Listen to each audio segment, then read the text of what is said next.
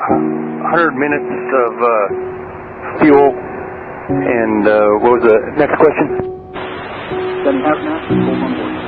No hazmat, and 139 souls on board. We're going to head for one right and plan on landing. Check this is complete. Okay, American 1855, contact tower 125.75. Let's see. American 1855, International Tower, runway 1 right, cleared to land, wind 260 at... Clear to land, one right, American 1855. And the 100 minutes of fuel on board, 139 sold, negative hazard. And rest of the vehicle, they've lost the airspeed indicator on the aircraft. I believe they hit a bird.